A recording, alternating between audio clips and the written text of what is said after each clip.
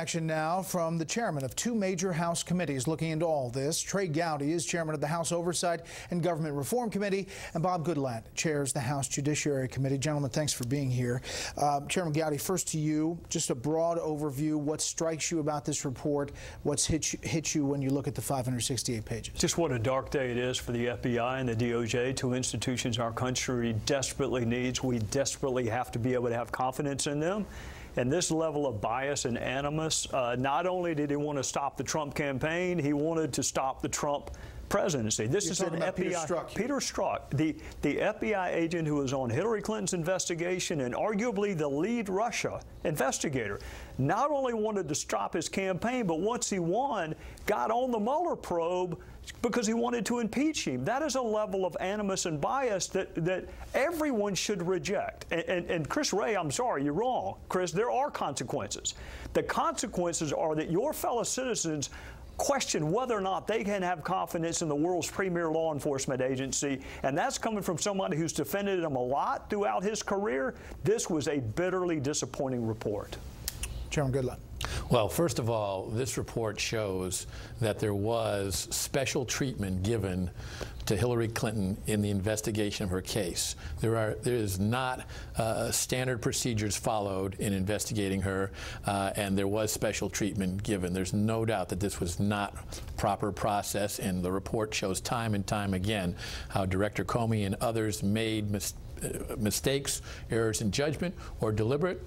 People can draw their own conclusions, but it was improperly handled. And as Trey said, you then put that up against how the investigation has been handled into the so-called Trump-Russia collusion, and you have a contrast that is shocking in terms of how they handled one presidential campaign compared to another. It's got to be investigated further. Changes have got to be made. I will compliment Director Wray on some of the personnel changes that have been made. I will compliment him on saying that there are sobering lessons learned from this. We need to see changes made so in 2020 we don't see another presidential campaign handled like this. So when you hear Republicans and people who've been looking into this and say this 568 pages there's just not a lot there, or that Horowitz kind of left something on the table, how do you respond to that? This is a very thorough investigation, and he takes minutia and examines each piece carefully, draws his conclusions, and I commend him. I think it's a well-done report. Now, I never expected he would find every single thing, as some critics have said, but he did find all kinds of irregularities here. When you couple that with the struck page texts, including this new one that has come out recently, where part of it was redacted, by the way. We only recently learned the whole sentence about how he was going to stop Donald Trump from being president of the United States. That is improper for the FBI. And quite frankly, this is the world's premier law enforcement organization, and it's besmirching the reputation of tens of thousands of brave men and women who keep us safe, prevent terrorist attacks, fight crime every single day.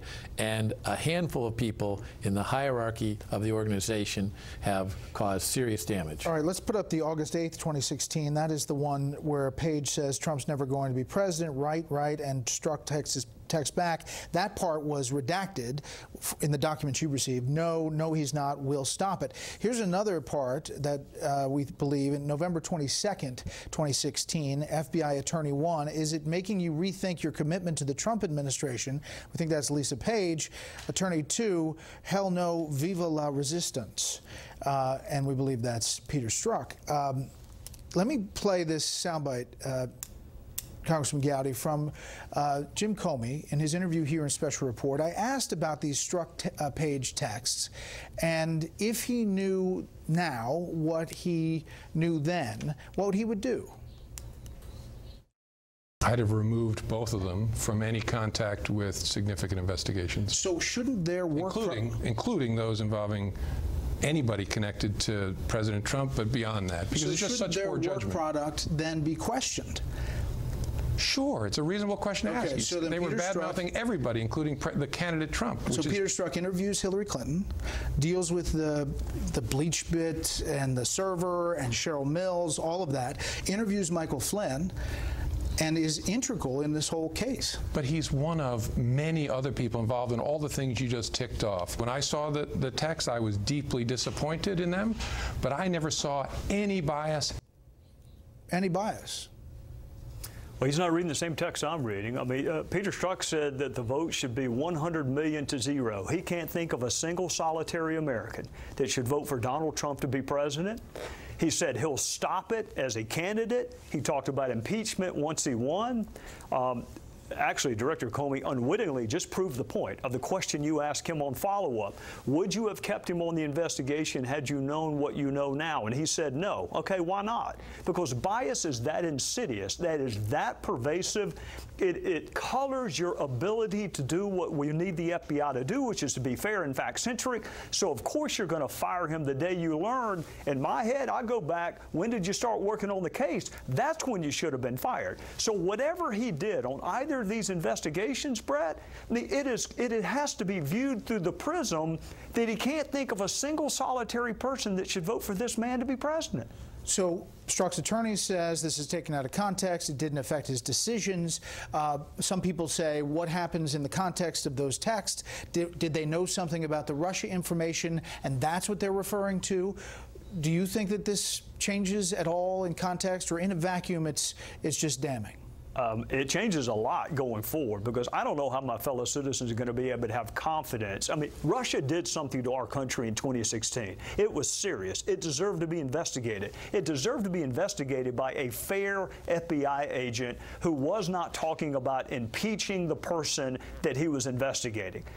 His lawyer is just wrong. That bias did impact something. He was so hyper-focused on Trump that he ignored the Weiner-Abedin emails, and it caused Jim Comey to have to send a letter a month later than he should have sent it.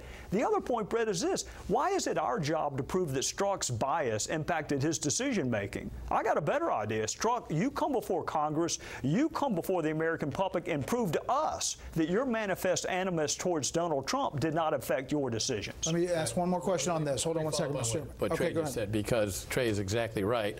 We have been requesting that he be produced as a witness for quite some time now, and if that agreement is not reached, we are very shortly going to issue a subpoena for him to appear. Speaking of that, there's also documents that you want that you still haven't received. I mean, this process has been going on. We have set up a better process. We're making progress. We actually have a room down at the Department of Justice where they are producing tens of thousands of documents, and our investigators are going through those, identifying the ones that we want produced. They are producing them. So we're making progress in that regard. But we also have other documents they have not produced, and that we're making progress on that. We have meetings coming up shortly on how to get those additional documents requested produced. It's the American people right to know. The Congress is their representatives. These documents have got to be produced. There is no reason not to produce them. Chairman Gowdy, the last time you talked about the FBI inner workings, it was about this allegation of Spygate and all of that. You said at the time that you thought that the president and others would think that the FBI was doing what they were supposed to be doing. In context of this, and you're animated about what you're learning out of this IG report, does it change your perspective of how this has all progressed, even when it comes to the Russia investigation?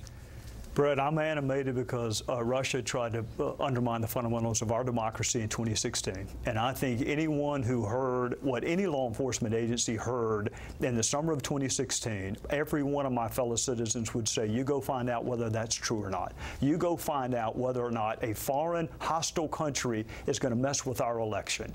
What my fellow citizens also expect is for the agent that does the follow-up to be free of taint and bias, like 99% of the FBI agents are. It just so happened the one picked to follow up and lead the Russia investigation has manifest animus and can't think of a single person to vote for Donald Trump. So those two are inextricably intertwined. Most of my fellow citizens would say, yeah, I want to know what Russia was doing to us in 2016, but I also want the person that's finding out, that's investigating it, to be free of bias and free of taint. And they would say Mueller fired that guy. He did fire him, and God only knows what damage he was done before Mueller fired him. This is what's so pervasive about bias, Bret. It doesn't matter what Mueller comes up with. Some people are going to believe because Strzok's level of animus was so high that you can't remove the taint. That's why bias is so destructive in a justice system. Chairman Goodlatte, this is what I hear on email, on Twitter, on Facebook. They hear us reporting on these 568 pages. They've been waiting for months and months and months. And they hear what is coming out of it. Who is going to pay for something that was done wrong in their mind? And investigation after investigation, it seems like it comes to a head and then nothing happens. Absolutely. Hundreds of classified emails were handled improperly in violation of the law, and no one has been held accountable in that regard. Now we see that that whole process of that investigation was handled with extreme bias and a whole host of questionable actions, and people need to be held accountable. Some of those people are no longer employed at the Federal Bureau of Investigation and the Department of Justice. That's a good thing. But we're going to continue to follow through until we're sure that changes have been made so that these things can't occur in the future, and we don't have a 2020 that looks anything at all like 2016 in terms of this kind of mishandling of investigations of the highest level of importance when you're talking about the two candidates for President of the United States. So Trey and I are going to have a joint hearing next Tuesday where we'll have the Inspector General. We'll be able to go into this 560-page report and ask manifold questions. And then the following week, we have already requested the Deputy Attorney General of the United States, Mr. Rosenstein, and the FBI Director, Christopher Wray, to come forward and talk to us and answer our questions based upon that report. All right, other quick nuggets here. In this IG report, it says definitively that Hillary Clinton's emails were hacked by foreign actors of some kind. Let me tell you why that's so important, because when they're listing... Despite all the denials, I mean, we went through all of these stages that it wasn't happening. Well, but we got a little window into that when Jim Comey, one of Jim Comey's original memo drafts had that language in there, and it was edited out. Let me tell you why it's important. There are two reasons they cite for not prosecuting Hillary Clinton. Number one, that she didn't have specific general intent, and number two, she didn't expose it to foreign actors. We now know one of those reasons is bogus. And had they done a good job of interviewing her, had they not made up their mind 6 weeks before they went to interview her, perhaps they could have found evidence of an intent to commit a crime. But they didn't look for it. They made up their mind before they ever interviewed her. But that is really important that Horowitz and others, some of our colleagues, that unlock the fact that those emails were exposed to foreign actors. Most of the rank and file FBI agents thought if I did this, I'd be prosecuted. That's in the IG report. Absolutely. And we found other precedents where people were prosecuted for similar actions, contrary to what the FBI director concluded. The Weiner investigation case was slow-walked. No question, because Peter Strzok was so obsessed with Donald Trump in the fall of 2016 that he sat on emails, and by the time Comey got to him and sent the letter, we were on the eve of an election. But in September, when they learned about this, he did nothing because he was hyper-focused on Trump. And if I were a Democrat or an independent or any American, I'd be concerned about how Director Comey handled that aspect of it, which is also criticized by the Inspector General. Why would you handle the way you released that information days before? Let me play that. This is SOP 1 from Jim Comey. Weeks went by without any action. I do know that New York and FBI headquarters became aware that there may be some connection between Weiner's laptop and the Clinton investigation weeks before it was brought to me for decision. I don't know whether they could have moved faster and why the delay. So was it the threat that the New York agents were going to leak, that it existed, really what drove you to the not conceal part? I don't know why there was, if there was slow activity, why it was slow for those first couple of weeks. There's at least one agent who says that he knows that they wouldn't be prosecuted anyway. Well, a couple of points on what Director Comey said. He uses the word index. He didn't properly index the fact that Uma Abedin was married to Anthony Weiner. He may be the only person in the Western Hemisphere that did not know they were married. That's one of his excuses. It took a prosecutor or an agent from the Southern District of New York calling to Washington, specifically saying, what in the hell are you doing and what is taking so long? That's what finally got him to move. McCabe wasn't moving and Strzok wasn't moving. Some of Strzok and Page's text messages may still be missing. IG says that.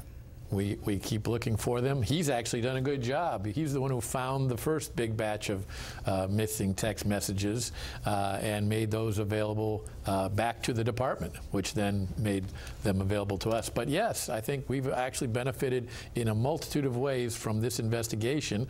It's filled in pieces of the puzzle, but it's also resulted in more information coming to us just in the last few days and weeks. All right, wrap this up. Winner and loser in this IG report in your mind? Well, unfortunately, I think that Trey is right, that the Federal Bureau of Investigation as a whole is a loser, and I hope that Christopher Wray is taking his sobering lesson to heart, that he can do great things to restore the public's trust in this very important organization, which we all should trust, and I think 99% of the time we should, absolutely. The winner is Michael Horowitz because he proves that you can be fair, fact-centric, and conduct a serious investigation. The loser is every one of my fellow citizens who wants an FBI and a Department of Justice that they can believe in. All of us have lost when we have a department and a bureau that we cannot have confidence in. Chairman Gowdy, Chairman Goodlatte, we appreciate your time, and we'll continue to follow up. Thank you. Thanks, Bret. Thank you. Up next,